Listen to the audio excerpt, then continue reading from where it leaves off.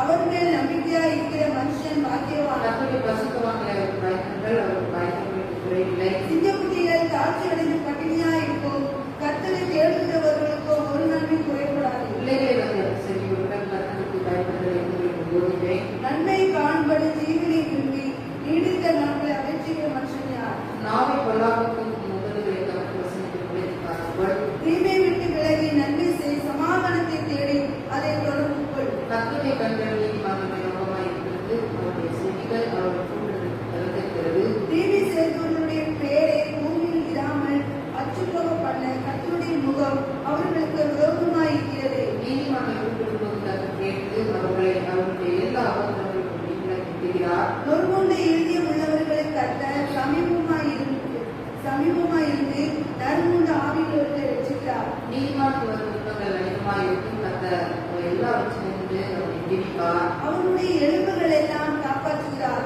அவைகளில் ஒன்றும் முறிக்கப்படுவதில்லை. தீமை துன்மார்க்கனை கொடுக்கும் நீதிமானை பகைக்கிறவர்கள் குற்றவாளிகளாகும். கர்த்தர் தமக்கு விளைவுகளை ஆத்மாவின்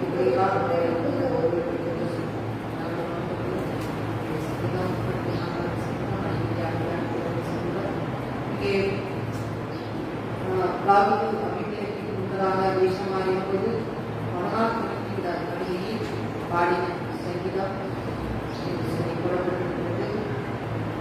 இது ஒரு குறிப்பாடலாக இருக்கிறது. இங்கே 1ஆம் வசனத்தில் நாம் பார்க்கும்போது கர்த்தரை நான் எக்காலத்தில் சோதிப்பேன், அப்படி எப்பொழுதும் என் வாயில் என்று சொல்லி சங்கீதக்காரனாகிய தாவீது சொல்கிறதை குறித்து பார்க்கிறோம். கர்த்தரை நான் எக்காலத்தில் என்ன செய்ய வேண்டும்? நாம் சோதரிக்க வேண்டும். எப்பொழுதும் அவருடைய துணி நம்முடைய வாய்ப்பை செய்து நிலைநிறுத்த வேண்டும் என்று சொல்லி சொல்கிறார். நம்முடைய அனுபவ சாட்சியாக இதை நாம் சொல்லுகிறோம். தாவீதுடைய வாழ்க்கையிலே எத்தனையோ போராட்டங்களும் வேதனைக்கும் துக்கங்களும் இடுக்கங்களும் வரும்போது தாவீது அதை இருக்கும் போது கூட கர்த்தர் அவனை கிருபையா அற்புதமான ஆண்டவர் வழி நடத்தி வந்தார். ஆகவே நான் சொல்கிறார், எல்லா சூழ்நிலையிலும் கர்த்தர் செஞ்சாரனை பாதுகாத்துக் கொண்டார், எல்லா இக்கட்டிலிருந்து கர்த்தர் என்னை விலக்கி பாதுகாத்துக் கொண்டார் என்று சொல்லி அவன் நன்றியிலிருந்து இதயத்தோடு இங்கே செய்கிறார், துதிக்கிறான். கர்த்தரை நான் எப்பொழுது நான் சோதரிப்பேன், எல்லா சூழ்நிலைகளிலும் நான் சோதரிப்பேன் என்று சொல்லி துதிப்பேன் என்று சொல்லி சொல்கிறார். எப்பொழுதும் அவருடைய துதி என்னுடைய வாயிலை இருக்கும் என்று சொல்லி அங்கே தாவீது சொல்கிறதை குறித்து நாம் பார்க்கிறோம். என்னுடைய பிள்ளைகளே, அப்போ தாவீதோட வாழ்க்கையில எவ்வளவோ போராட்டங்கள் நினைச்சுகிறது காணப்படுகிறது. அங்கே சவுல் தாவீதை கொல்லும்படிக்காக அவன் நினைச்சுக்கிறான், சவுலுக்கு தப்பித்து அவன் நினைச்சுக்கிறான், ஓடுகிறான். சவுலுக்கு தப்பிச்சு அவன் நினைச்சுக்கிறான், ஓடுகிறான். என்னமாக பாருங்க, அங்கே ஓடும்போது அங்கே 1 சாமுவேலின் புஸ்தகம் 21ஆம் அதிகாரத்துல நாம் பார்க்கிறோம். அங்கே 10ஆம் வசனத்திலிருந்து நாம் பார்க்கும்போது அவன் என்ன சவுலுக்கு தப்பியோடு எங்க போறான், அங்கே காத்தின் ராஜாவாகிய ஆகீஸ் இடத்துல என்ன செய்யறான், போகிறான். போகும்போது அங்குள்ள மக்கள் எல்லாம் ஊழியக்காரங்கெல்லாம் என்ன சொல்றாங்க, இவன் தாவீது கொண்டது 10,000 என்று சொல்லி பாடுறாங்க, சவுல் கொண்டது 1000 சொல்லி பாடும்போது அந்த துதியை கேட்கும் போது அவனுக்கு என்ன உண்டாகிறது, பயம் உண்டாகிறது. இந்த ராஜா அவங்களை இது பண்ணிடுவானோ என்று சொல்லி அவன் அந்த வார்த்தைகளுக்கு பயந்து அவர்களுக்கு முன்பதாக 11ஆம் வசனத்திலே அவர்களுக்கு முன்பதாக என்ன செய்கிறார், முரணானை ஏற்படுத்தி அவர்களுக்கு குற்றங்கொண்டவனை போல காண்பித்து வாச கதவுகளை கீறி கொண்டிருந்து தன் வாயிலிருந்து முறை தன் தாடியை விளப்பணி கொண்டிருந்தான் சொல்லி பார்க்கிறோம். பாருங்க, அவன் அப்படி பயந்து அப்படிப்பட்ட காரியங்களை செய்து அந்த இடத்திலிருந்து அவன் தப்பி விடுகிறான். இப்படிப்பட்டதான சூழ்நிலைகள் இன்னும் பல வேதனைகளில் அவன் என்ன செய்கிறான், பாதை முறையாக கடந்து செல்கிறது.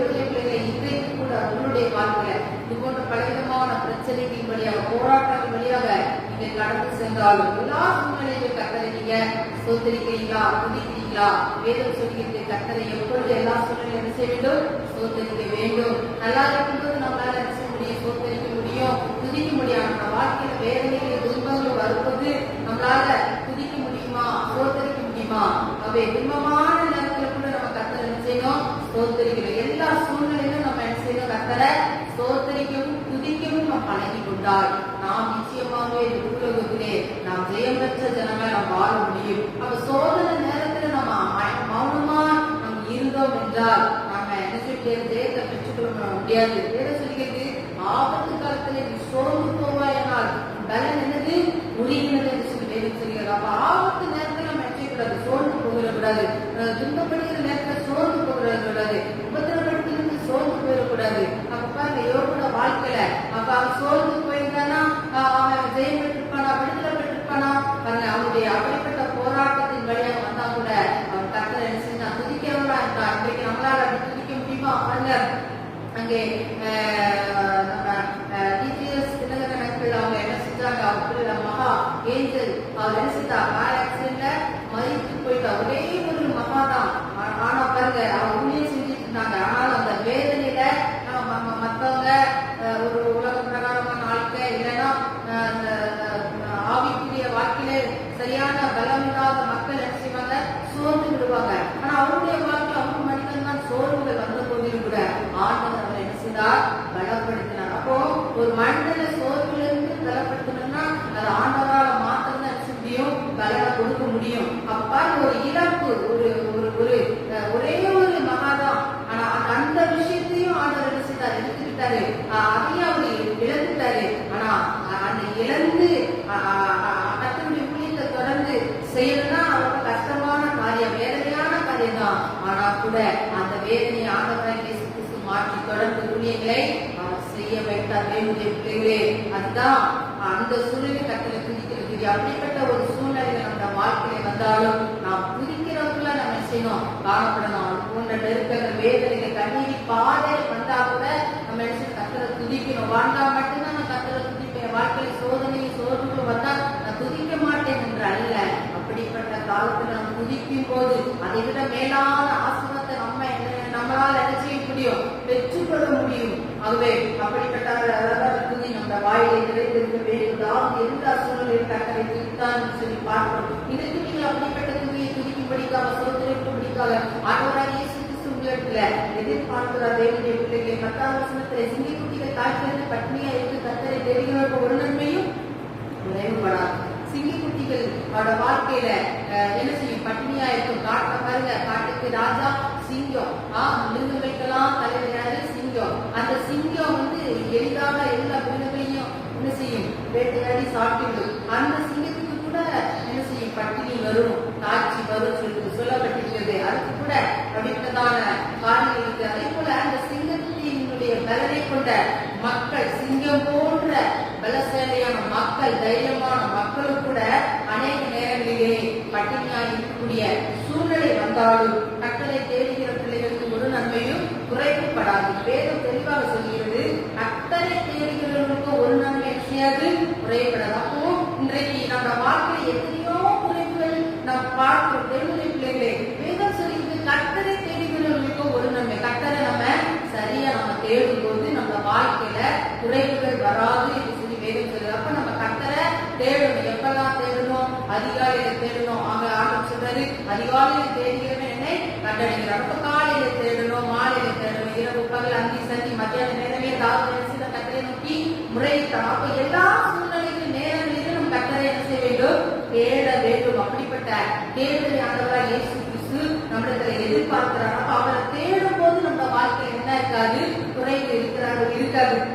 அங்கே அப்போ நம்ம அப்படிப்பட்டதான அனுபவத்துக்குள்ள நாம் கடந்து வர வேண்டும். அப்ப கர்த்தரை நாம எப்பொழுதும் நாம் தேடுகிற ஜனங்களா நம்ம செய்யணும், காணப்படணும். இந்த வாழ்க்கையில குறைவுகள் வந்தாலும் இந்த குறைவை கர்த்தர் திருப்பி மாற்றுவார், நிறைவாக மாற்றுவார். உங்களுக்கு நிறைவு வேணும் தானே, நிறைவு வேணும் எல்லாருக்கும் ஆசையா இருக்குதான தேவனுடைய பிள்ளைகளே, நீங்க கர்த்தரை சரியா தேடுங்க. ஏனோ தானோ என்று தேடாதீங்க, கடமைக்காக தேடாதீங்க, இல்லைன்னா அவிசுவாசத்தோடு தேடாதீங்க, விசுவாசத்தோடு தேடுங்க. ஆண்டவர் நிச்சயமாக உங்களுடைய வாழ்க்கையில் இருக்கிற குறைவுகளை அவர் செய்வார், நிறைவாக்குவார். தேடுங்கள், கண்டடைவீர்கள். வேதவசனம் அப்படிதான் சொல்லுது, தேடுனா நீங்க கண்டடைய முடியும். நீங்க தட்டுனா கதவு திறக்கப்படும். தேவனுடைய பிள்ளைகளே, உங்களுக்கு நன்மை வரணுமா, உங்களுக்கு ஜெயம் வரணுமா, நீங்க கர்த்தரை செய்யணும், தேடணும். அவருடைய வாசப்படியை நீங்க என்ன செய்யணும், தட்டணும். பரலோக வாசல்கள் திறக்கப்பட வேண்டும், வானங்கள் உங்களுக்கு என்ன செய்யும், திறக்கப்பட வேண்டும். அப்ப நீங்க அதை என்ன செய்யணும், சரியா தேட வேண்டும். அப்போ எப்படி தேடணும், அதிகாலையில தேடும். வேறு சொல்றது போல அதிகாலையில நீங்க தேடும் போது உங்களோட வாழ்க்கையிலே ஆசீர்வாதம், உங்களுடைய வாழ்க்கையில வாழ்க்கையில இருக்கிற தரித்திரம் மாறும், உங்க வாழ்க்கையில இருக்கிற சாபங்கள் மாறும், உங்கள் வாழ்க்கையில இருக்கிற வேதனை மாறும், உங்க வாழ்க்கையில இருக்கிற கட்டுகள் மாறும், உங்கள் வாழ்க்கையில இருக்கிற சிறையிருப்புகள் மாறும், உங்கள் வாழ்க்கையில இருக்கிற நிந்தனைகள் மாறும். தேவனுடைய பிள்ளைகளே, உங்க வாழ்க்கையில இருக்கிற நிந்தனை மாறணுமா, வேதனை மாறணும். நீங்க கர்த்தரை தேடுங்க. நீங்க எந்த காரியத்தை செய்றீங்களோ இல்லையோ, நீங்க கர்த்தரை நீங்க சரியா தேடணும். அதற்கு நீங்க சாக்கு போக்குகளை சொல்லக்கூடாது, அதற்கு நீங்க என்ன செய்யக்கூடாது, பின்னடைய கூடாது. நீங்க அதுல மிகுந்த உற்சாகம் உள்ளவர்களா இருக்கணும், அதுல மிகுந்த வேகம் உள்ளவர்களா இருக்கணும். தேவனுடைய பிள்ளைகளே, நீங்க கர்த்தரை எந்த அளவுக்கு தேடுகிறீர்களோ அந்த அளவுக்கு உங்க வாழ்க்கையில என்ன உண்டாகும், ஆசீர்வாதங்கள் உண்டாகும், நன்மைகள் உண்டாகும். இன்றைக்கு அநேக மக்களுக்கு அது என்ன செய்யறதில்ல, தெரியறதில்ல. கர்த்தரை தேடுறதுலதான் என்ன இருக்குது, நன்மை இருக்குது, அதுலதான் ஐஸ்வர்யம் இருக்குது, அதுலதான் ஜீவன் இருக்குது, அதுலதான் என்ன இருக்குது, பாதுகாப்பு இருக்குது. இன்னைக்கு நம்ம எதுக்கு ஆராதனைக்கு வரோம், கர்த்தரை துதிக்கிறோம். அவரை துதிக்கும் போது ஆண்டவர் நம்மளை என்ன செய்கிறார், பிரியமா இருக்கிறார், நம்மளை ஆசீர்வதிக்கிறார், நம்மளை என்ன செய்கிறார், பாதுகாக்கிறார். இன்றைக்கு நம்ம ஆசீர்வாதமா இருக்கணும், பாதுகாப்பா இருக்கணும் அப்படின்னு சொல்லி இன்னைக்கு மக்கள் என்ன செய்யறாங்க, ஐஸ்வர்யங்களை சேர்த்து வைக்கிறாங்க, சம்பத்துகளை சேர்த்து வைக்கிறாங்க, பேங்க் பேலன்ஸை சேர்த்து வைக்கிறாங்க. ஆனா அந்த பேங்க் பேலன்ஸ் என்ன செய்யாது, மனுஷனுடைய உயிரை காப்பாற்றாது, அது அவனுக்கு ஜீவனை கொடுக்காது. நீங்க கர்த்தரிடத்துல நீங்க எந்த அளவுக்கு தேடுறீங்களோ, எந்த அளவுக்கு நீங்க அவரை துதித்து சோதரிக்கிறீங்களோ அந்த அளவுக்கு கர்த்தர் உங்களுக்கு நல்ல ஜீவனை கொடுத்து, நல்ல ஆயுசுகளை கொடுத்து, நல்ல ஜீவனை கொடுத்து, நல்ல ஐஸ்வர்யம், நல்ல சம்பத்து, எல்லா காரியங்களையும் அவர் கொடுத்து உங்களை வாழ செய்கிற தேவனா இருக்கிறார். அப்படிப்பட்ட ஆசீர்வாதங்களை நீங்கள் பெற வேண்டும் என்றால் நீங்கள் செய்ய வேண்டிய காரியம் என்னவென்றால், நீங்கள் கர்த்தரை செய்ய வேண்டும், தேட வேண்டும். கர்த்தரை நீங்கள் தேட வேண்டும். அப்படி தேடுறதுலதான் உங்க வாழ்க்கையில என்ன உண்டாகுது, நன்மை உண்டாகுது. தேடுறதுக்கு அப்ப நம்ம ஒருபோதும் மறந்து போகக்கூடாது. கர்த்தரை நீங்க எந்த அளவுக்கு தேடணுமோ அந்த அளவுக்கு நம்ம தேடணும். அப்ப ஞாயிற்றுக்கிழமை ஆராதனை கர்த்தர் நமக்கென்று நியமித்து இருக்கிறார்.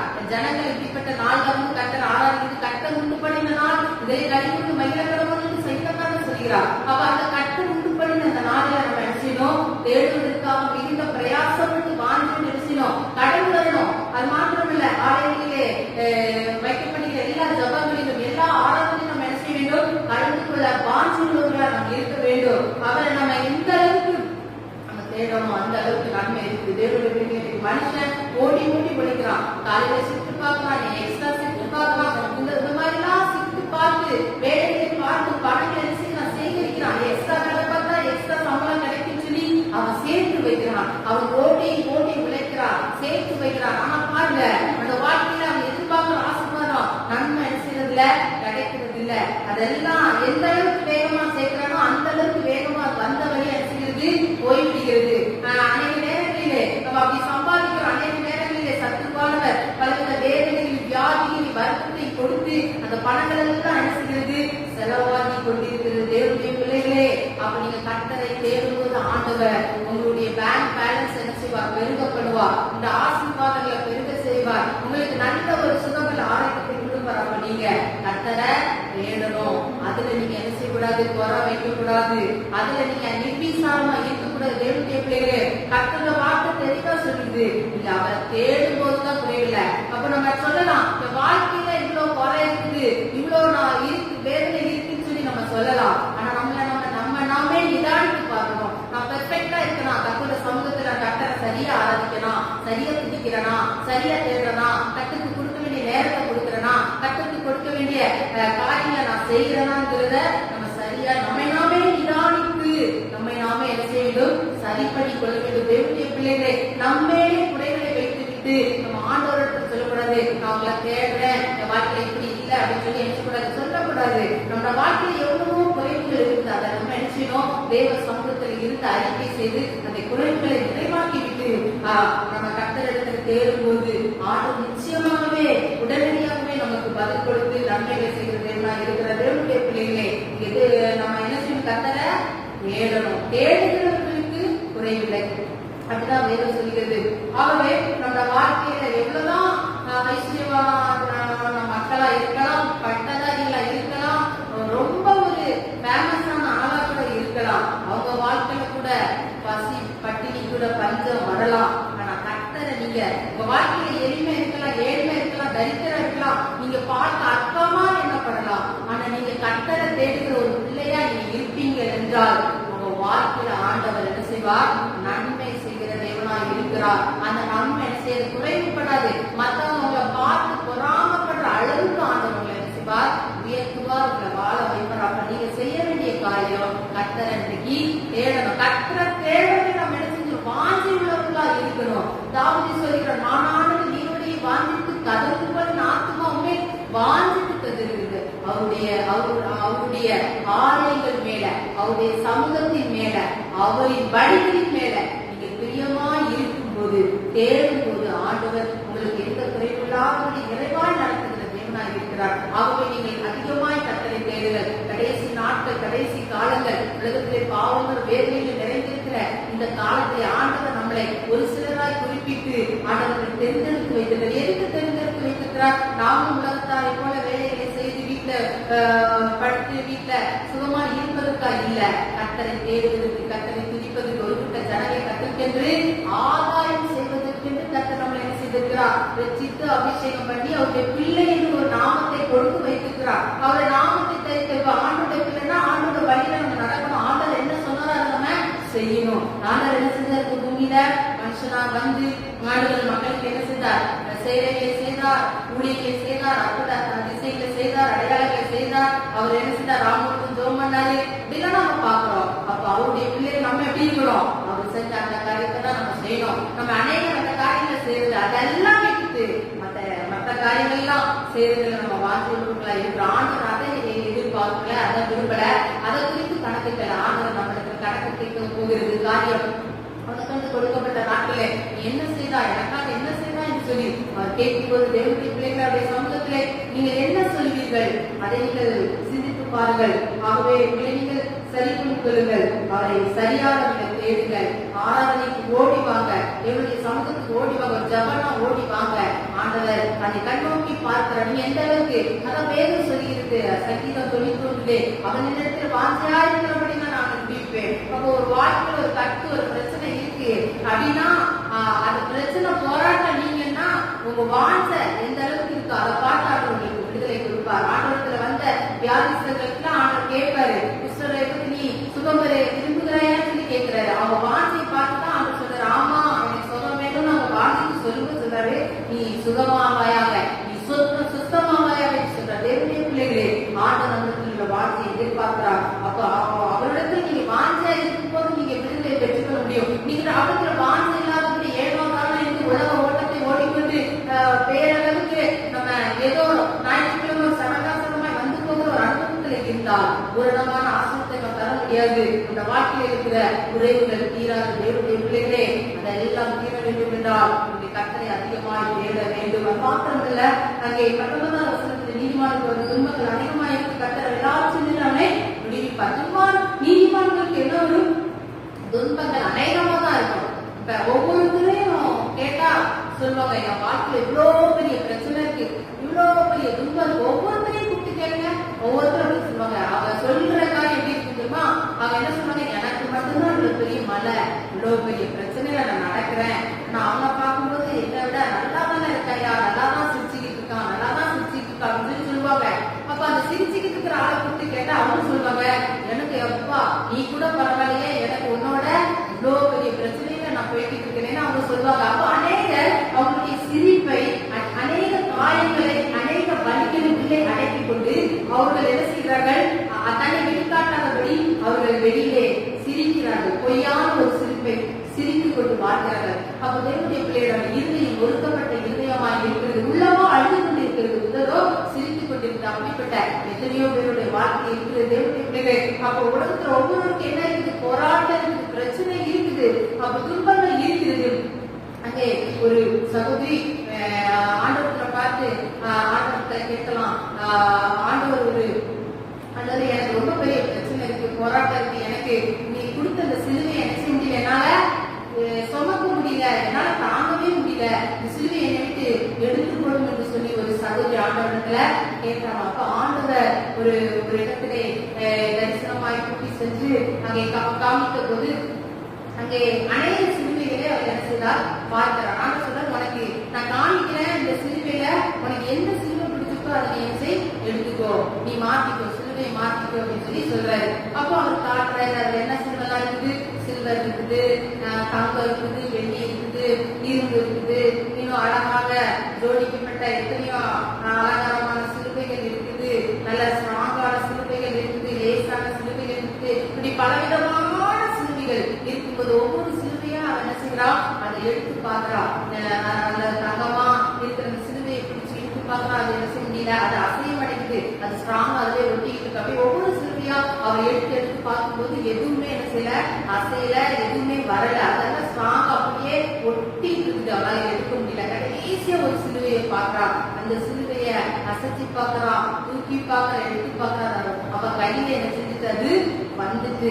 அப்போ அவ அதை எடுத்துக்கிட்டா. அப்ப அவ ஆண்டவர்கிட்ட சொல்றா, இந்த சிலுவை நான் எடுத்துக்கிறேன், இது எடுத்து ஈஸியா தான் இருக்குது, இதை நான் என்ன செய்யறேன், எடுத்துக்கிறேன் சொல்லி ஆண்டவர்கிட்ட சொல்லும்போது ஆண்டவர் சொல்றாராம், இப்ப நீ சுமந்துட்டு இருக்கிறது எந்த சிலுவை, நீ கையில வச்சிருக்கீல, இந்த சிலுவையை தான் நீ செஞ்சுட்டு இருக்க, சுமந்துட்டு இருக்க அப்படின்னு ஆண்டவர் சொன்னாராம். அப்போ ஆண்டவருக்கு தெரியும் ஒரு பிள்ளைக்கு எந்த அளவுக்கு சோதனை கொடுக்கணும், எந்த அளவுக்கு வேதனை தாங்க முடியுங்கிற கெப்பாசிட்டி ஆண்டவருக்கு தெரியும். இந்த மகளுக்கு இந்த சிலுவை இவ்வளவுதான், உங்களுக்கு இவ்வளவுதான் வேலை, இவ்வளவுதான் தாங்க முடியுங்கிற அந்த காரியங்கள் ஆண்டவருக்கு நன்றாக தெரியும். தேவனுடைய பிள்ளைகள், அப்போ அவரவர்களுடைய பலத்துக்கு ஏற்றவாறு ஆண்டவர் ஒவ்வொருவருக்கும் ஒவ்வொரு விதமான சிலுவையை என்ன செய்திருக்கிறார், கொடுத்திருக்கிறார். நம்ம நினைக்கிறோம் எனக்கு இந்த சிலுவையை தாங்க முடியல, இந்த சிலுவையை மாற்றி வேற இதை விட ஈஸியான சிலுவையை எடுத்துக்கொண்டு நம்ம நடக்கலாம் சொல்லி நம்ம நினைச்சுக்கிறோம். அநேக நேரத்தில் சொல்றோம் சிலுவையை நீக்கி விடுவோம்னு சொல்லி சொல்லுகிறோம். அப்போ எல்லாருக்கும் ஆண்டவர் சிலுவையின் பாதையை கொடுத்திருக்கிறார். ஒவ்வொருவருக்கும் வித்தியாசமான பாதை, எல்லாருக்கும் ஒரே பாதை அல்ல, வித்தியாசமான பாதை அவர் கொடுத்திருக்கிறார். அப்போ ஒவ்வொருவருக்கும் அவரவருக்கு கொடுக்கப்பட்ட அந்த காரியங்களை அவரவருக்கு தான் செய்ய முடியும். அந்த சிலுவையை சுமந்து தாங்கி என்ன செய்யணும், ஓட முடியும். அப்ப அடுத்த நபரை பார்த்தா அவங்க சிலுவையை நான் எடுத்துட்டு செய்ய முடியாது, ஓட முடியாது. ஏன்னா என்னால் ஓட முடியாது. ஆண்டவர் இவர்களுக்கு இந்த சிலுவை அப்படின்னு சொல்லிதான் ஆண்டவர் செய்வார், கொடுத்திருப்பார். ஆகவே அந்த சிலுவையை நாம் எடுத்துக்கொண்டு நாம் நடத்துறவர்களா இருக்க வேண்டும். வேறு சொல்கிறது, நீதிமான துன்பங்கள் அநேகமாக இருந்தாலும் எல்லாவற்றும் நின்றனை விடுவிப்பார். துன்பங்கள் அநேகமா இருக்கு தேவனுடைய பிள்ளைகளே, ஆனால் நீங்க என்ன செய்யாதீங்க, சோர்ந்து போகாதீங்க. ஆனா ஆண்டவர் உங்களை விடுவிக்கிற தேவனா இருக்கிறார். ஏன் உங்களை விடுவிப்பார், நீங்க அவரை தேடுறீங்க, அவரை நோக்கி பார்க்கிறீங்க, அவரை துதிக்கிற துதியின் கூட்டமா நீங்க இருக்கிறபடினால ஆண்டவர் உங்களுக்கு எல்லா பிரச்சனையும் உங்களை விடுவிப்பார்.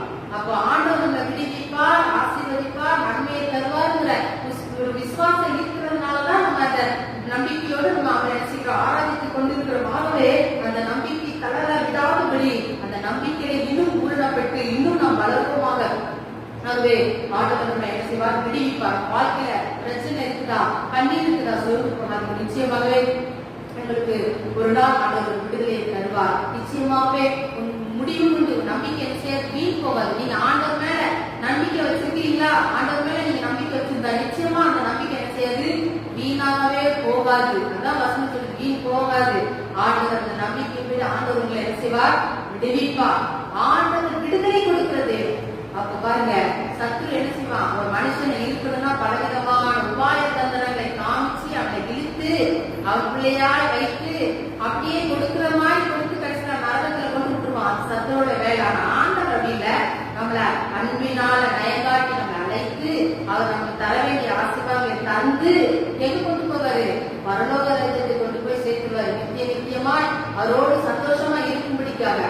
பாருங்க, பிசாசு கொடுக்குறீங்க, அநேக பிசாசு கொடுக்குற ஆசீர்வாதம் தான் ஓடுறாங்க. இன்றைக்கு அவங்க சரியா ஆராதிக்கல, உலகத்துல இருக்கிறாங்க, ஏனோதான் இருக்காங்க, அவங்க வாழ்க்கையில ஆசீர்வாதம் இருக்குது, படிப்படியா நடக்குது, அவங்க நல்லா இருக்காங்கன்னு சொல்லி அப்படி போறாங்க. அவங்க இன்னைக்கு நல்லா தான் இருப்பாங்க, இன்னைக்கு நல்லா தான் இருப்பாங்க. சதீதியா ஒரு நாள் வரும்போது அவர்கள் அழிந்து போவார்கள். தேவனுடைய பிள்ளைகளே, இன்றைக்கு நீங்க உபத்திரப்படுவீங்களா, கவலைப்படாதீங்க. உங்க உபத்திரவம் அது சந்தோஷமா மாறும், உங்க கண்ணி சந்தோஷமா மாறும். நீங்க பரலோகத்து வாசலுக்கு நேராக நீங்க போய்கொண்டு இருக்கிறீர்கள். ஆகவே அதை சோர்ந்து போகாதீங்க. அதுல நீங்க உங்களை திடப்படுத்திக் கொள்ளுங்க. திடப்படுத்தி நீங்க ஓடும் போது கர்த்தர் நிச்சயமாகவே நிரந்தரமான ஒரு விடுதலை கொடுக்க ஆசீர்வதிப்பார். தேவனுடைய பிள்ளைகள், துன்பத்தை கண்டு நீங்க சோர்ந்து போகாதீங்க. துன்பத்தை கண்டு நீங்க சோதனை செஞ்சனால இப்படிப்பட்ட துன்பத்தின் வழியாக நடக்க எனக்கு பலன் தெரியும்.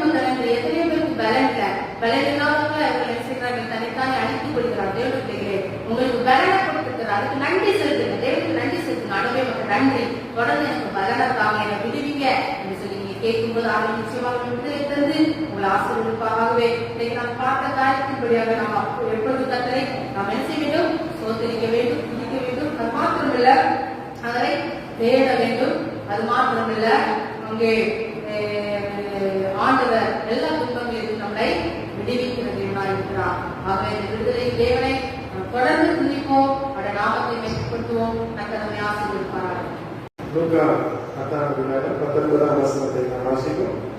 லூக்கா 19ஆம் வசனத்தை நாம் வாசிப்போம்.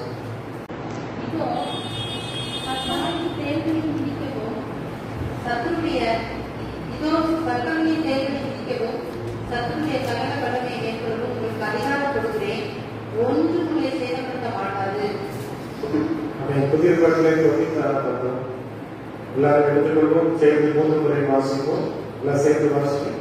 இதோ சத்துருவின் கைகளை மிதிக்கவும், சத்துருடைய சகல வல்லமையை மேற்கொள்ளவும் உங்களுக்கு கொடுக்கிறேன். ஒன்று உங்களை சேதப்படுத்த மாட்டாது. சர்வங்களின் கைகளை மிதிக்கவும், சத்துருடைய சகல வல்லமையை மேற்கொள்ளவும் உங்களுக்கு அதிகாரம் கொடுக்கிறேன். ஒன்றும் உங்களை சேதப்படுத்த மாட்டாது. இதோ சர்வங்களையும் கைகளையும் மிதிக்கவும், சத்துருடைய சகல வல்லமையை மேற்கொள்ளவும் உங்களுக்கு அதிகாரம் கொடுக்கிறேன். ஒன்றும் உங்களை அல்லேலூயா அல்லேலூயா. அமெரிக்காவிலே ஒரு சகோதரர் ஐயா இருந்தார். அவர் நல்ல அரசாங்கத்திலே நல்ல ஒரு ஆர்மியிலே ராணுவத்திலே பணிபுரிந்து ரிட்டையர் ஆனார். ஆனால் அவர் ரிட்டையர் ஆன காலங்களிலே மிகுந்த கஷ்டத்தில் இருந்தார். அப்போ அவர் மறித்த பின்பதாக அவர் வீட்டில் போய் பார்த்தபோது அங்கே அவருக்கு ஒரு அரசாங்க ஆணை இருந்தது. அவர் மரணமடைகிற நாள் வரைக்கும் அரசாங்கத்தில் இருக்கிற எல்லா சலுகைகள், எல்லா நன்மைகளை அவர் பெற்று அவர் சந்தோஷமாய் வாழ முடியும் என்கிற ஒரு ஆணை இருந்தது. ஆனால் அவர் அதை என்ன செய்திருந்தார்? ஒரு பெட்டியிலே கூட்டி வைத்து விட்டார். அல்லேலூயா. இன்னைக்கு எவ்வளவு அருமையான தேவ பிள்ளைகளே, பிசாசுடைய அதிகாரங்களை, பிசாசுடைய வல்லமைகளை, பிசாசுடைய கிரியைகளை மேற்கொள்ளக்கூடிய ஒரு அதிகாரத்தை தேவன் நமக்கு கொடுத்தார். எல்லா காரியங்களை கர்த்தரை ஸ்தோத்திரம் பண்ணுவோம். அல்லேலூயா அல்லேலூயா. இன்னைக்கு விசுவாச பிள்ளைகள் சொல்லுகிற காரியம் என்ன? ஐயா, பிசாசு எனக்கு வியாதியை கொடுத்து விட்டார், பிசாசு எனக்கு பிரச்சனையை கொடுத்து விட்டார், பிசாசு எனக்கு கடனை கொடுத்து விட்டார், பிசாசு என்னை அப்படி பாடுபட்டுறான் ஐயா என்று சொன்னா ஆண்டவர் சொல்கிறார், சர்ப்பங்களின் தேவனை விதிக்கவும், சர்ப்பனுடைய சகல அதிகாரங்களை நான் மேற்கொள்ள அதிகாரம் கொடுக்கிறேன். அல்லேலூயா சொல்லுங்க. அல்லேலூயா அல்லேலூயா. இந்த உலகத்தை நாம் பார்க்கும்போது பிசாசுடைய அதிகாரங்கள் என்ன என்று நாம் பார்க்கும்போது, பிசாசு அவன் எப்படிப்பட்டவன் சொல்லுங்க. அவனை குறித்து சொல்லணும்னா நம்ம என்ன சொல்லலாம்? சொல்லுங்க. தந்திரம் உள்ளவர், திருடன், கொள்கிறவர், அழிக்கிறவர். அல்லேலூயா அல்லேலூயா அல்லேலூயா. வேதம் சொல்கிறது உலகத்தின் அதிபதியாகிய சாத்தான். அல்லேலூயா. இந்த உலகத்தை அவன் கையிலே பிடித்துக் கொண்டான். எப்படி பிடித்துக் கொண்டான்? ஆண்டவர் ஆதாம் ஏவாளை படைத்தார். படைத்து சொன்னால் இந்த கனியை நீங்கள் எப்படி செய்ய வேண்டாம்? புசிக்க வேண்டாம். இதை புசிக்கும் நாளிலே உங்கள் கண்கள் என்ன செய்யும்? திறக்கப்படும் என்று சொன்னார். ஆனால் அவனுக்கு பிசாசுக்கு ஆசை, யாவது இந்த பிள்ளைகள் ஆண்டவரை விட்டு பிரித்து விட வேண்டும், ஆண்டவர்கள் அன்பா இருக்கக்கூடாது, ஆண்டவருக்கு இருக்கிற ஐக்கியத்தை உடைத்து விட வேண்டும் என்று சொல்லுவார். அல்லேலூயா சொல்லுங்க. அல்லேலூயா அல்லேலூயா. அவன் சொன்னான், நீங்கள் கடவுளாக மாற விரும்புகிறீர்களா? அல்லேலூயா சொல்லுங்க. அல்லேலூயா. அவன் என்ன சொன்னா சொல்லுங்க. நீங்க கடவுளாக மாற விரும்புகிறீர்களா? ஒரு வார்த்தையில ஒரு ஆசையை தூண்டுறான். ஒரு மனுஷனுடைய வாழ்க்கையில அவனை ஏமாத்தணும்னா என்ன செய்யணும் சொல்லுங்க? ஆசையை தூண்டும். ஆசையை தூண்டா அவன் என்ன செய்யலாம்? ஈஸியா ஏமாத்திடலாம். ஒரு அல்லேலூயா சொல்லுங்க. பிசாசு ஆசையை தூண்டுகிறவர். இந்த புத்தர் சொல்லி ஒருத்தர், கௌதம புத்தர் சொல்லி ஒருத்தர் நம்முடைய நாட்டில் இருந்தார். அவர் சொன்னாரு, ஆசையே எல்லாத்துக்கும் என்னது காரணம், ஆசையே எல்லா அழிவுக்கும் என்னது காரணம் என்று சொல்லி அவர் சொன்னார். ஒரு அல்லேலூயா சொல்லுங்க. அப்போ இந்த பிசாசு வாசிக்க யோவான் 12:31 வாசிக்க வரலாம். யோவான் 12ஆம் அதிகாரம் 31ஆம் வசனத்தை வாசிக்க வரலாம்.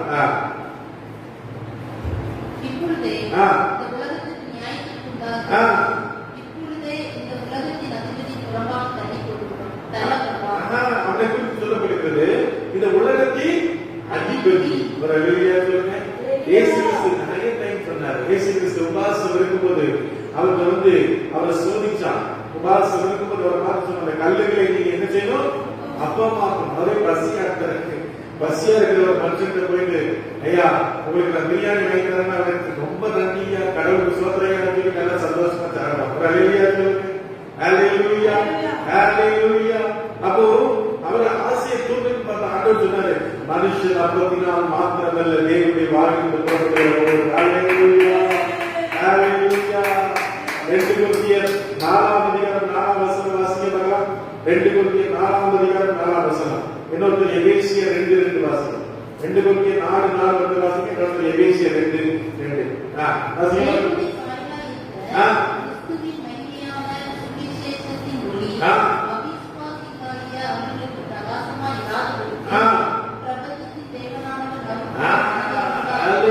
பிசாசுக்கு பேர் என்ன? இந்த உலகத்தின் கடவுள். ஒரு அல்லேலூயா சொல்லுங்க. இந்த உலகத்தின் கடவுள், இந்த பூமியினுடைய கடவுள் யாரு? பிசாசு. அல்லேலூயா சொல்லுங்க. பிசாசானவன் இன்னைக்கு வசனத்தை கேட்க முடியாதபடி, ஆண்டவருடைய வார்த்தை கேட்க முடியாதபடி அவருடைய கண்களை குருடாக்கி வைத்திருக்கிறார். நீங்க இருக்கிற பறக்கிறது, பார்க்கிறது, நடக்கிறது, கல்லு மண் எல்லாத்தையும் ஜனங்கள் இருக்கிறார்கள், மனைவி கொண்டிருக்கிறார்கள். அருமையான தெய்வ பிள்ளைகளே, இவ்வுலகத்தின் அதிபதியை பிசாசுடைய கண்களை குருடாக்கி வைத்திருக்கிறார். எபேசியர் 2:2 வாசிக்க பார்க்கலாம். ஏற்றபடியாகவோ கீழ்ப்படியாமையின் பிள்ளைகளிடத்தில் இப்பொழுது கிரியை செய்கிற ஆகாயத்து அதிகார பிரபுவாகிய ஆவிக்கேற்றபடியாகவும் நடந்து கொண்டார். காற்றின் வல்லமையின் இளவரசர். அவர் பேர் என்னது? காற்றின் வல்லமையின் ஆகாயத்து என்ன பேர் போட்டுமா? ஆகாயத்து அதிகார பிரபுவாகிய காற்றின் வல்லமையின் இளவரசர். அல்லேலூயா. ஏசுநாதர் ஒரு நாள் படகுல போடும்போது எப்படி போறான்னா, காற்றை கொண்டு வந்து போறாங்க. ஒரு அலை அடித்தது. சீசன்லாம் இந்த கடல்லே வாழ்ந்தாங்க. அவங்களுக்கு பெரிய பெரிய அலை, வயல் எல்லாம் தெரியும். ஆனா கூட அவங்க சொன்னாங்க, ஐயோ ஐயரே, நாங்கள் மடிந்து போவது உமக்கு. ஒரு அல்லேலூயா சொல்லுங்க.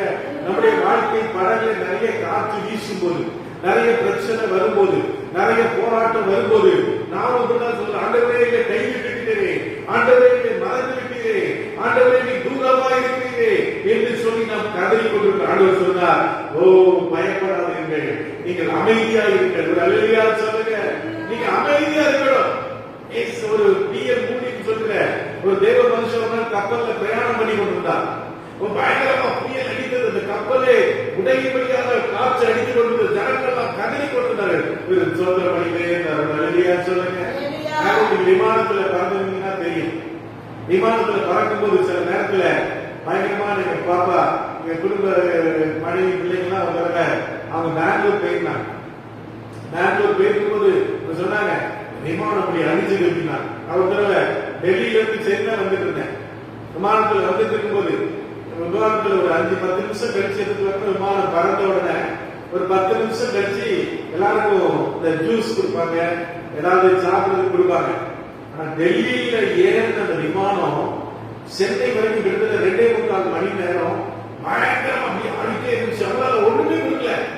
எப்பவுமே கொடுப்பாங்க ஜூஸ், இதெல்லாம் எல்லாருக்கும் ஒரு 20 மணி நேரத்துல எல்லாருக்கும் ஜூஸ் கொடுப்பாங்க. முன்னால ஃப்ரீயா இருந்துச்சு, இப்ப துட்டு கொடுத்து தான் வாங்கணும். காஃபி எல்லாம் 100 ரூபா, ஜூஸ் வாங்கினா அது 60 ரூபா 100 ரூபாய்க்கு இருக்கும். பிஸ்கட் 50 ரூபா. அந்த இது கொடுப்பாங்க, என்னது முந்திரி பருப்பு கொடுப்பாங்க, இப்படிலாம் கொடுப்பாங்க. ஆனா அன்னைக்கு கொடுக்கவே முடியல. பயங்கரமா அப்படியே இருந்துச்சு. நாங்க இன்னைக்குலாம் வயிற்றுல இந்த புளியை கரைச்ச மாதிரி இருக்கும். சில நேரத்துல சில சமயத்துல நமக்கு வயிற்றுல எப்படி இருக்கும், புளியை கரைச்ச மாதிரி இருக்கும்ல, அதே மாதிரி தான் இருந்துச்சு. அங்கிருந்து சென்னை வர வரைக்கும் சென்னை வந்து இறங்குற பிறகுதான் அப்பாடி அப்படின்னு சொல்லுங்க. அந்த மாதிரி காரியங்கள் வரும். நீங்க கடல்ல போகும்போதோ வானத்துல போகும்போதோ இப்படிப்பட்ட பயங்கரமான புயல்கள், பயங்கரமான போராட்டங்கள் வரும்போது தேவன் நம்மை காக்கிறவராக இருக்கிறார். ஒரு அல்லேலூயா சொல்லுங்க. அல்லேலூயா. பிசாசினுடைய அதிகாரம் அது வரம்புக்குட்பட்டது. ஆண்டவருடைய அதிகாரம் எப்படிப்பட்டது? அது உலகம் முழுவதும் ஆள்கிறதா இருக்கிறது. அல்லேலூயா. அப்படி சொல்றார். அப்போ பாருங்க, இந்த உலகத்துல என்ன இருந்தாலும் அதை குறிப்பிட்ட ஒரு வரம்புட்பட்டதாக இருக்கப்படுகிறது. ஒரு அழகியா சொல்லுங்க. யோபின் புஸ்தகம் 1ஆம் அதிகாரம் 12ஆம் வசனத்திலே வாசிக்கும்போது வாசிக்கலாம். யோபின் புஸ்தகம் 1ஆம் அதிகாரம் 12ஆம் வசனம் வாசிங்க. யோபு 1:12. யோபு 1:12 வாசிங்க.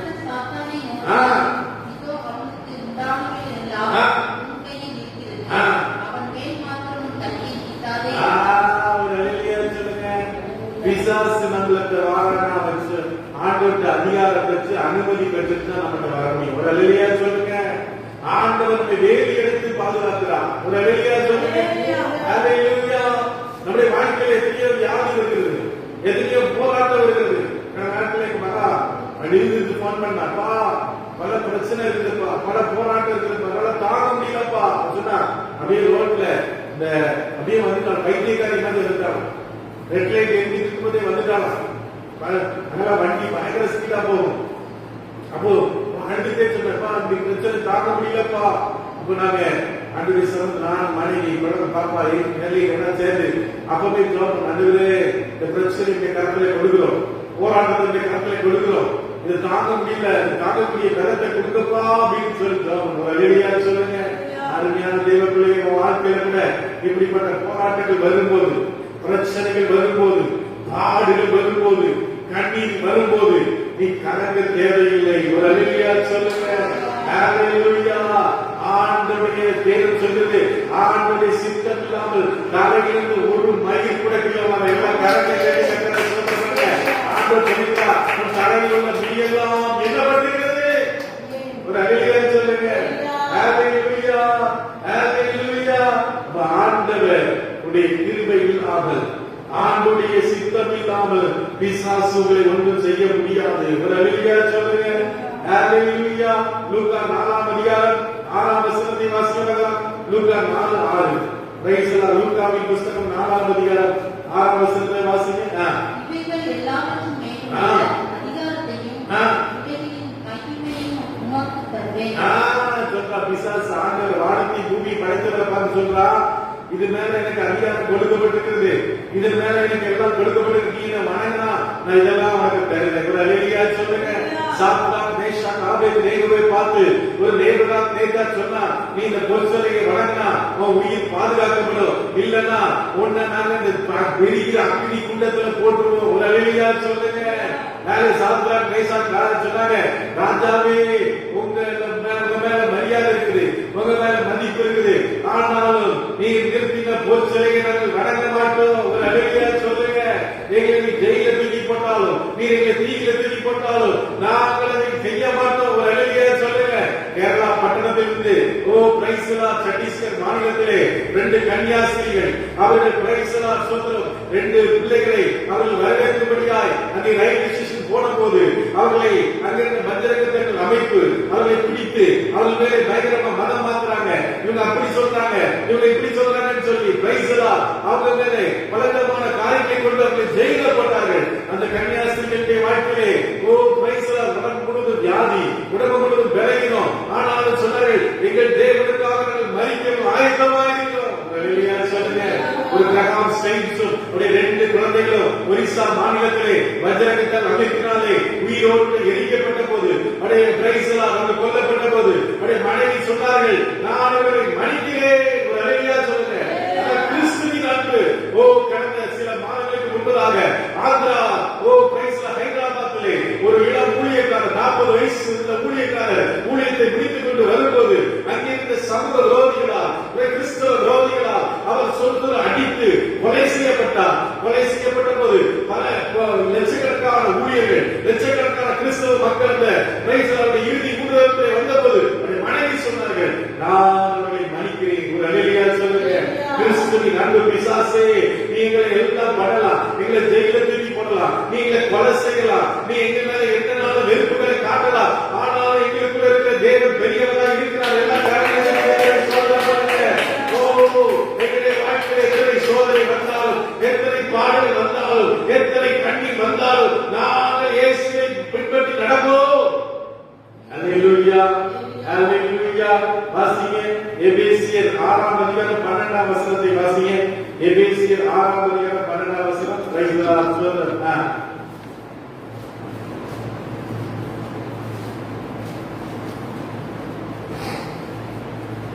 எபேசியர் 6:12 வாசிங்க.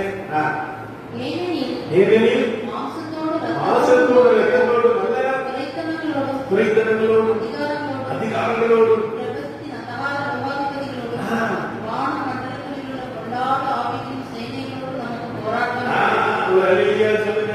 ஒரு நாள் எலிசா நம்முடைய வேலைக்காரன் காலையில எழும்பி பல்வழக்கும்படியாக முகங்கழும்படியாக வருகிறான். சீரிய படைகள் சுற்றி இருக்கிறது. அவன் சொல்ற, எஜமானே, நம்மளை தாக்கும்படியாக சீரிய படைகள் வந்திருக்கிறது, படை வீரர்கள் வந்திருக்கிறார்கள் என்று சொன்ன போது எலிசா சொல்கிறான், ஆண்டவரே, இவன் பார்க்கும்படிக்கு இவன் கண்களை திறந்தர்கள். ஒரு அல்லேலூயா சொல்லுங்க. ஹalleluya, ஹalleluya. அவனுடைய கண்கள் திறக்கப்பட்டவர் சொல்கிறான், ஓ இதோ அவர்களுக்கு பின்னாலே, ஓ பிரைஸ் ஆண்டவருடைய ராணுவம், ஆண்டவருடைய சேனை நம்மை சுற்றிலும் இருக்கிறதை நான் பார்க்கிறேன். எல்லா கரங்களை நடிகர்களே சொல்லுவாங்க.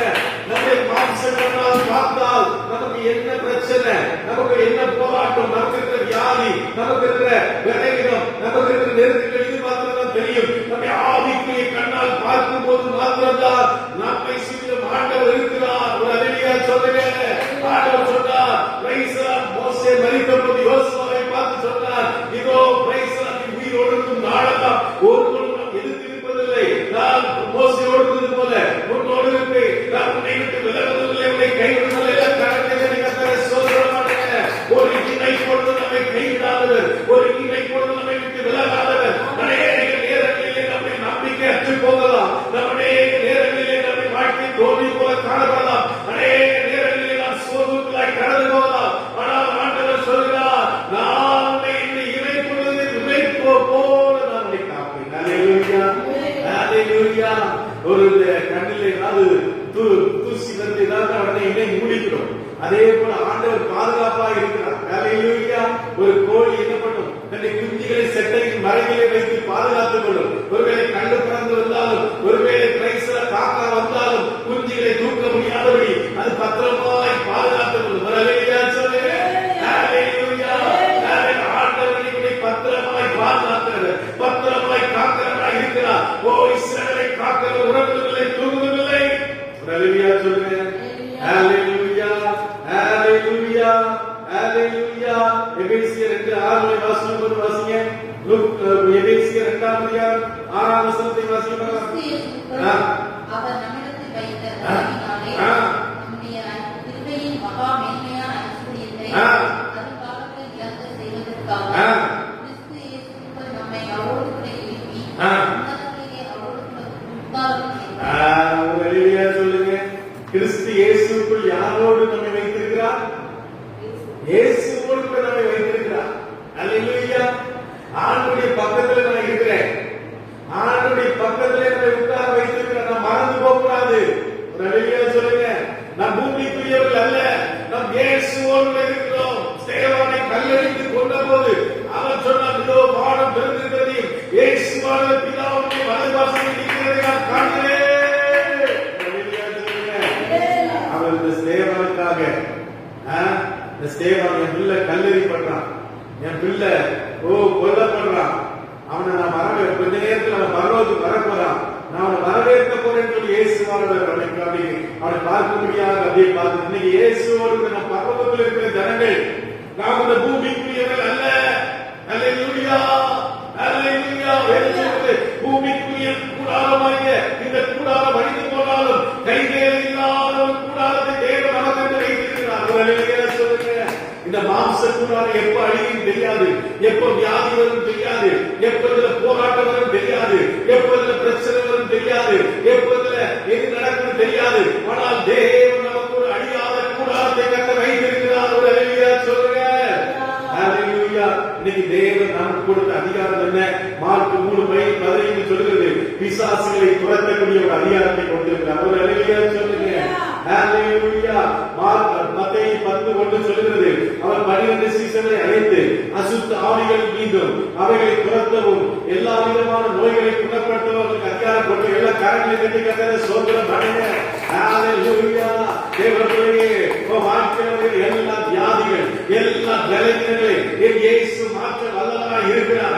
ஹalleluya. வியாதியை குறித்து கலங்காதே.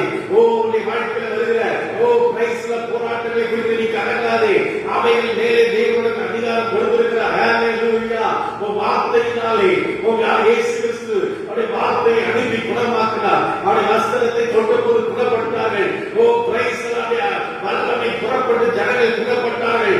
ஆண்டவர் இன்னைக்கு உன் மேல இருக்கிற வியாதிகள், உன் வாழ்க்கையில் இருக்கிற பலவீனங்களை கர்த்தர் பிரைஸ் மாற்றக்கூடிய ஒரு அதிகாரத்தை கொடுத்திருக்கிறார். ஹalleluya சொல்லுங்க. லூக்கா 10:19 இதோ சர்ப்பங்களையும் தேள்களையும் மிதிக்கவும் சொல்லுங்க, சத்துருடைய சகல வல்லமையை மேற்கொள்ளவும் நான் நடத்துகிறேன். சங்கீதம் 91 சொல்லப்படுகிறது. அவர்கள் என்ன செய்வார்கள்? பால சர்ப்பத்தையும் பால சிங்கத்தையும் என்ன செய்வார்கள்? மிதித்து போடுவார்கள். ஒரு ஹalleluya சொல்லுங்க. காலில் கூட அதிகாரம், நம்முடைய கையில் அதிகாரம், நம்முடைய காலில் அதிகாரம், நம்முடைய வாயில் அதிகாரம். ஒரு ஹalleluya சொல்லுங்க. எவ்வளவு சந்தோஷம் பார்த்தீங்களா? நம்முடைய வாயில் அதிகாரம், நம்முடைய கையில் அதிகாரம், நம்முடைய காலில் அதிகாரம், நம்முடைய சரீரம் முழுவதும் அதிகாரம். ஒரு வார்த்தை, நம்முடைய வார்த்தையில் அதிகாரம். ஒரு ஹalleluya சொல்லுங்க. ஹalleluya. மத்தேயு 10:8 வாசிங்க பார்க்கலாம். மத்தேயு 10:8 வாசிங்க. மத்தேயு 10:8 வாசிங்க பார்க்கலாம். வியாதியுள்ளவர்களை சுத்தமாக்குங்கள், குஷ்டரோகிகளை சுத்தப்படுத்துங்கள், மரித்தோரை எழுப்புங்கள், பிசாசுகளை துரத்துங்கள், இலவசமாய் பெற்றீர்கள், இலவசமாய் கொடுங்கள். இலவசமா கொடுக்கணும். அவர் ஹalleluya சொல்லுங்க. நீங்க நிறைய தேவ பிள்ளைகள் என்ன பண்றாங்க? பேரம் பேசிட்டாங்க, 50,000 கொடுப்பியா, 1 லட்சம் கொடுப்பியா, 2 லட்சம் கொடுப்பியான்னு சொல்லி நீங்க பேரம் பேசி இருக்கிறாங்க. ஆனா ஆண்டவர் சொன்னார், இலவசமாய் பெற்றீர்கள், இலவசமாய் கொடுங்கள். ஒரு ஹalleluya சொல்லுங்க. ஹalleluya, ஹalleluya, praise the Lord. ஸ்தோத்திரம், ஸ்தோத்திரம். வாசிங்க 1 யோவான் 2:14. 1 யோவான் 2:13-14 வாசிங்க பார்க்கலாம். praise the Lord. பிதாக்களே, ஆவி உங்களில் இருக்கிறவர்களை நீங்கள் அறிந்திருக்கிறதினால் உங்களுக்கு எழுதுகிறேன். வாலிபனே, கொல்லாமலே நீங்கள் ஜெயித்ததினால் உங்களுக்கு எழுதுகிறேன். பிள்ளைகளே, நீங்கள் பிதாவை அறிந்திருக்கிறதினால் உங்களுக்கு எழுதுகிறேன். பிதாக்களே, ஆவி உங்களில் இருக்கிறவரை நீங்கள் அறிந்திருக்கிறதினால் உங்களுக்கு எழுதியிருக்கிறேன். ஆண்டவரே, நீங்கள் கனவான்களாய் இருக்கிறதினாலும் தேவ வசனம் உங்களில் நிலைத்திருக்கிறதினாலும் நீங்கள் கொல்லாமலே ஜெயித்ததினாலும் உங்களுக்கு எழுதியிருக்கிறேன். ஒரு ஹalleluya சொல்லுங்க. ஆண்டவர் ஜெயம் கொடுக்கிறவனோ அவன் என்னோட சிங்காசனத்தில் வீற்றிருப்பான். ஒரு ஹalleluya சொல்லுங்க. நீங்க தான் என்னத்தை ஜெயித்திருக்கீங்க? பாவத்தை ஜெயித்திருக்கீங்க, சாபத்தை ஜெயித்திருக்கீங்க. உங்க வாழ்க்கையில எத்தனையோ காரியங்களை நீங்க ஜெயித்திருக்கீங்க. எத்தனை சோதனை, எத்தனை பிரச்சனை, எத்தனை போராட்டம், எத்தனை நெருக்கம், எத்தனை கண்ணீர், எத்தனை பாடு வந்தது, அது எல்லாத்தையும் ஜெயிக்க தேவன் நமக்கு பலன் கொடுத்தார். ஒரு ஹalleluya சொல்லுங்க. ஹalleluya, ஹalleluya. அப்ப ஆண்டவர் உங்களுக்கு பாவத்தின் மேலே, சாபத்தின் மேலே, பிசாசை ஜெயிக்கக்கூடிய வல்லமை கொடுத்தார். யாக்கோபு 4:7 வாசிங்க பாருங்க. யாக்கோபு 4:7 வாசிங்க. யாக்கோபு 4. ஆகையால் தேவனுக்கு கீழ்ப்படிந்திருங்கள், பிசாசுக்கு எதிர்த்து நில்லுங்கள். அப்பொழுது அவன் உங்களை பிசாசு நீங்கள் என்ன செய்யணும்? எதிர்த்து நிற்கணும். வியாதிக்கு எதிர்த்து நிற்கணும், பிரச்சனைக்கு எதிர்த்து நிற்கணும், போராட்டத்துக்கு எதிர்த்து நிற்கணும். உபவாசத்துல, கண்ணீர்ல, அழுகையில நீங்க எதிர்த்து நிற்கணும். ஒரு பிள்ளை அழுதுட்டே இருந்தா அது என்ன செய்யும்? பால் குடிக்கும். ஒரு பிள்ளை அழுதுட்டே இருந்தா அதுக்கு தேவையான உணவு கிடைக்கும். அதே போல நீங்க ஆண்டவருடைய சமூகத்தில் அழுது ஜெபிக்கும் போது ஒரு ஹalleluya சொல்லுங்க. பிசாசுடைய மண்டையை கர்த்தர் உடைச்சிட்டே இருப்பான், உன்னுடைய கிரியைகளை கர்த்தர் உடைச்சிட்டே இருப்பான். அவன் அனுதினம் உனக்கு விரோதமா திட்டங்களை தீட்டை இன்னைக்கு காலை உடைக்கலாம், கையை உடைக்கலாம், கண்ணை உடைக்கலாம், இடுப்பை உடைக்கலாம்னு சொல்லி அவன் திட்டம் போட்டுட்டே இருப்பான். ஆனா கர்த்தர் அதுக்கு மேல ஒரு திட்டத்தை போட்டு ஒரு ஹalleluya சொல்லுங்க. ஹalleluya, ஹalleluya. பாருங்க, இன்னைக்கு நிறைய இந்த ஸ்டேடியம் மோசடி நிறைய காரியங்கள்லாம் பண்றான். எப்படியாவது ஏமாத்துற, கோடி கணக்குல லட்சக்கணக்கில் ஏமாத்துற. அதனால பாருங்க, அரசாங்க திட்டத்தை வைத்திருக்கிறார். அதெல்லாம் கண்டுபிடிக்கிறதுக்கு போலீஸ் இருக்கிறது. ஒரு ஹalleluya சொல்லுங்க. அதே போல தேவன் உங்களுக்கு என்று அவர் தூதர்களை வைத்திருக்கிறார்.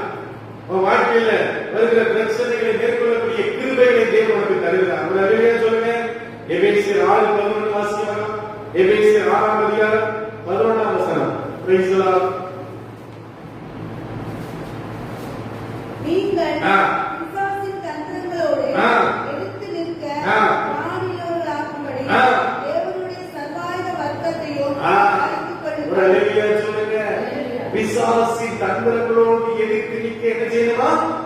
திராணி உள்ளவனா இருக்கணும். ஒரு அழகிய சொல்லுங்க. அதாவது மிலிட்டரியில போனவங்க பாத்தீங்கன்னா என்ன பண்ணுவான், பல டெஸ்ட் வைப்பான்.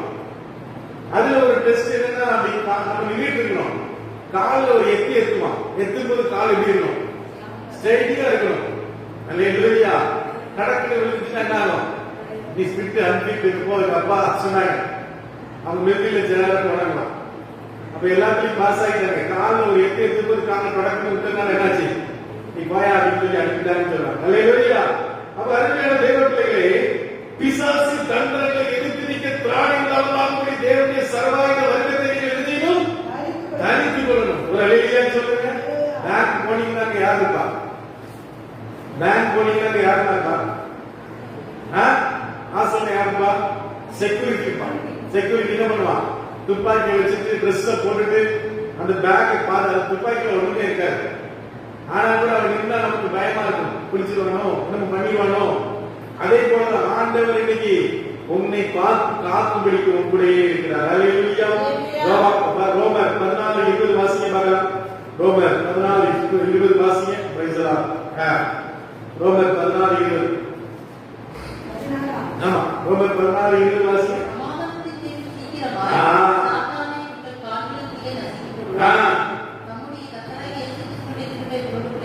சமாதானத்தின் தேவன் சீக்கிரமாய் சாத்தானை காலை கீழே நசுக்கி போடுவார். அல்லேலூயா சொல்லுங்க. சீக்கிரமாக நசுக்க போகிறார். எத்தனை பேருக்கு சந்தோஷமா இருக்கு, ஒரு அல்லேலூயா சொல்லுங்க. பிசாசு அவரை காலையில நசுக்கி போடுவார். அல்லேலூயா. ஸ்திரீ பார்த்து என்ன சொன்னா, ஆதியாகமம் 3:16 நினைக்கிறேன், 16-15. ஆதியாகமம் 3ஆம் அதிகாரம் 16-15 வசனத்தை வாசிக்கிறோம். உண்டாக்குவே ஒரு அல்லேலூயா சொல்லுங்க. அல்லேலூயா. அப்ப ஆண்டவர் உங்க காலோடு சேர்ந்து என்ன பண்ணுவார், என்னமா பண்ணுவார் சொல்லுமா. ஆண்டவர் உங்க காலோடு சேர்ந்து என்ன பண்ணுவார், எதை நசுக்குவார் சொல்லு, என்ன செய்வார் சொல்லு. நல்லா வாசிப்பாங்க. வசனத்தை திரும்பி வாசி.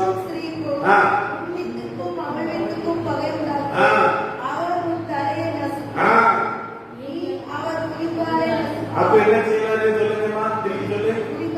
நீ குதிக்காலே நசுக்கலாம். என்ன நசுக்கலாம், ஆண்டவர் உன் காலோடு சேர்ந்து என்ன பண்ணுவா, பிசாசுடைய தலையை நசுக்கி போடுவார். ஒரு அல்லேலூயா சொல்லுங்க. அல்லேலூயா. அப்ப அருமையான தேவர்களே, நம்முடைய வாழ்க்கையிலே இன்னைக்கு கர்த்தர் என்ன பண்ண போகிறார், பிசாசுடைய கிரியைகளை அழிக்க போகிறார். இந்த மாதத்தில் ஒரு விரோதமாக போராடுகிற சத்துடைய வல்லமையை உடைத்து போட போகிறார். அந்த வல்லமையை உடைத்து போட்டு ஆண்டவர் நீ ஜெபிக்கும் போது சுகம், நீ ஜெபிக்கும் போது அற்புதம், நீங்க வல்லமை. ஒரு அல்லேலூயா சொல்லுங்க. கேரளா பாஸ்டர்மார் பாருங்க, எல்லாரும் திக்கதரிசனம் சொல்லணும். அல்லேலூயா. அல்லேலூயா. கேரளா விசுவாசி எல்லாரும் அந்த தரிசனம் பார்ப்பாங்க. கேரளா சபையில எல்லாரும் அவங்க பாத்தீங்கன்னா சுகமளிக்கிற வரத்தை அனுப்பட்டு. ஏன் தமிழ்நாட்டுக்கு கொடுக்க மாட்டாரா, தமிழ்நாட்டுல கத்தப்படி செய்ய மாட்டாரா. நம்ம வாஞ்சிக்கும் போது ஒரு அழகியா சௌரி சொன்ன, அவன் இடத்தில் வாஞ்சா இருக்கிறபடியால் அவன் என்ன செய்ய விடித்து நம்ம நீங்க வாஞ்சிப்போம், ஆண்டவரத்துல வாஞ்சிப்போம், கிருபைகள் வரங்களை வாஞ்சிப்போம். ஆண்டவர் உங்களுக்கு தரப்போகிறார். நீங்க ஒருத்தர் பேசிட்டு இருக்கும் போதே சுகம் உண்டாகும். நீங்க ஒருத்தர் பேசிட்டு இருக்கும் போதே கர்த்தருடைய உள்ளத்தை திறப்பா. நீங்க பேசிட்டு இருக்கும் போதே